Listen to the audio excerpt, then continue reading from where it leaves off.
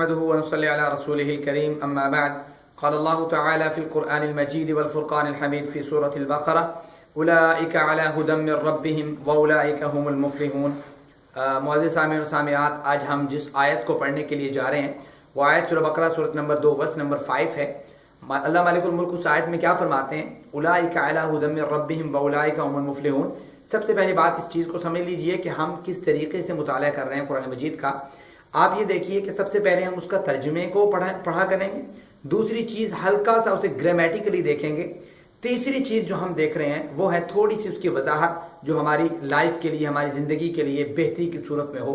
تو آئیے سب سے پہلی چیز جو ہم ترجمہ پڑھیں گے تو دیکھیے گا یہ آیت ہے اولائکا. اولائکا کہتے ہیں اسم، اولائکا یہی لوگ ہیں، یہی وہ لوگ ہیں علی ہدن ہدایت پر، من ربہم اپنے رب کی طرف سے، واولائکا اور یہی وہ لوگ ہیں ہم المفلحون جو کامیاب ہیں، فلاح پانے والے ہیں. یہ اس کا لفظی ترجمہ ہے. اب ذرا اس کو گرامیٹیکلی دیکھیے گا، ہلکا سا اس کو گرامر کے لحاظ سے دیکھیے گا. اولئک یہ اسم اشارہ ہے، کچھ لوگوں کی طرف، چند لوگوں کی طرف اشارہ کرنے کے لیے استعمال ہوتا ہے. آپ اس کو انگلش میں دوز سمجھ لیجئے کہ یہ دوز ورڈ ہے جو عربی میں استعمال ہوتا ہے کہ یہی لوگ ہیں، یہی وہ لوگ ہیں. الا یہ لفظ جو ہے پریپوزیشن ہے، حرف جارہ ہے. انگلش میں اسے پریپوزیشن کہتے ہیں، اس لحاظ سے اس کو یاد رکھیے کہ اس کا معنی آن والا ہوتا ہے، پر. ہدن ہدایت پر، ہدن جو ہے یہ لفظ اسم ہے، اسم ناؤن. ہدایت من ربی، من جو ہے پھر پریپوزیشن آ گیا جس طرح ہم پہلے پڑھ چکے ہیں. یہ بھی وہی حرف جارہ ہے جس کا معنی سے ہوتا ہے. آپ یہ جو چھوٹے چھوٹے لفظ ہیں ان کو اپنے ذہن نشین کر لیجئے تاکہ یہ جو ورڈ ہیں یہ کلام میں ہمیشہ اکثر طور پہ استعمال ہوتے ہیں، تاکہ جب بھی استعمال ہو ہمیں ان چھوٹے چھوٹے لفظوں کا معنی، یہ بیسک ورڈز ہیں جو آگے استعمال ہوتے ہیں، ان کا ہمیں معنی پتا ہو. ربہم جو لفظ ہے یہ دو ورڈ ہیں اس میں، ایک ہے لفظ رب اور ایک لفظ اس میں ہے ہم. رب جو ہے یہ ناؤن ہے، یہ اللہ تعالیٰ کا علم ہے، اسم علم ہے ناؤن میں، اسم میں، اور نام ہے اللہ تعالیٰ کی صفت کہہ لیں آپ.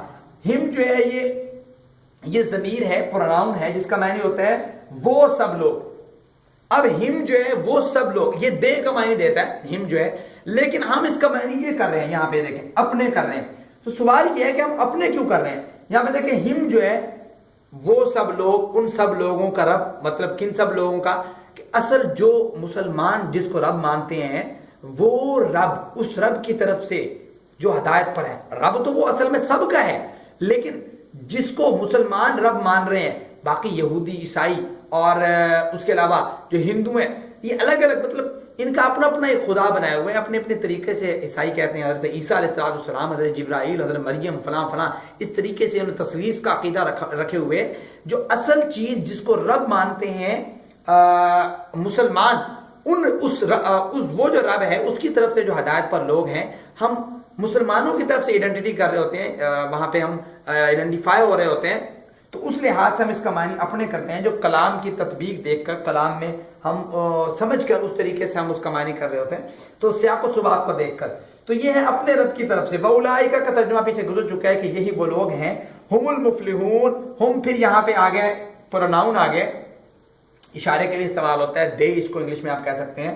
المفلحون فلاح پانے والے. فلاح پانے والے کون ہوتے ہیں؟ کامیاب کون لوگ ہیں؟ اللہ تعالیٰ نے قرآن مجید میں فرمایا ہے کہ فمن زحزح عن النار، جو جہنم کی آگ سے بچا لیا گیا جو شخص، فرمایا وادخل الجنہ، اور مالک کی جنت میں داخل کر دیا گیا، فقد فاز، یہ اصل کامیابی ہے کہ جس انسان کو یہ کامیابی مل گئی کل قیامت کے دن، بہترین کامیابی یہ ہوگی. تو فلاح، آپ اس کو ذرا سمجھیے گا، فلاح جو ہے یہ کہتے ہیں کسی کسان کو بھی کہتے ہیں، فلاح عربی میں کسان کو بھی کہتے ہیں. اصل میں الفلح کا معنی آپ دیکھیں گے تو اس کا معنی پھاڑنا ہوتا ہے. کسان کیا کرتا ہے؟ کھیتی سے جو ہے وہ بیج کو پھاڑتا ہے، اس کے لیے محنت کرتا ہے، اس کے لیے کاوش کرتا ہے. تو وہ جب کامیاب ہو جاتا ہے تو وہ بڑا خوش ہوتا ہے، تو اس لیے اس کو فلاح کہتے ہیں. اس لحاظ سے یہ فلاح وہی ہے، فلاح پانے والے، کامیاب ہونے والے. اب اس کا ذرا سمجھیے گا کہ اللہ تعالیٰ نے یہ جو ہے آیت نمبر 5 ہے سورہ بقرہ کی، اس میں ہے کیا؟ اللہ تعالیٰ اس آیت میں گزشتہ 5 آیات ہے نا، اس بات کو ہم سمجھ چکے ہیں کہ قرآن مجید میں سورہ بقرہ کی آیت نمبر 1 سے لے کے آیت نمبر 5 تک اللہ تعالیٰ نے مومنین کا تذکرہ کیا ہے، مومنین کا تذکرہ، اور ان کی صفات کو بیان کیا. فرمایا کہ یہ کتاب ہدی للمتقین، متقین کے لیے جو ہے ہدایت ہے، اور پھر متقین کو اللہ تعالیٰ نے 5 ان کی صفتیں گنوائی، 5 ہدایت والوں کی صفتیں گنوائی، جو یہاں پہ میں کاپی کر چکا ہوں۔ یہاں پہ لفظ ایک ہے غیب، الذین یؤمنون بالغیب، مومن اور متقین لوگ وہ ہوتے ہیں جو غیب پر ایمان لے کے آئے۔ دوسری صفت ان کے اندر ہوتی ہے یقیمون الصلاۃ، نماز قائم کرتے ہیں، صبح ہو شام ہو، رات ہو سردی ہو گرمی ہو، وہ نماز کے پابند لوگ ہیں۔ فرمایا یقیمون الصلاۃ، اور کیا کرتے ہیں وَمِمَّا رَزَقْنَاهُمْ يُنْفِقُونَ، مالک نے انہیں جو رزق دیا ہے اس میں سے اللہ کی راہ میں خرچ کرتے ہیں۔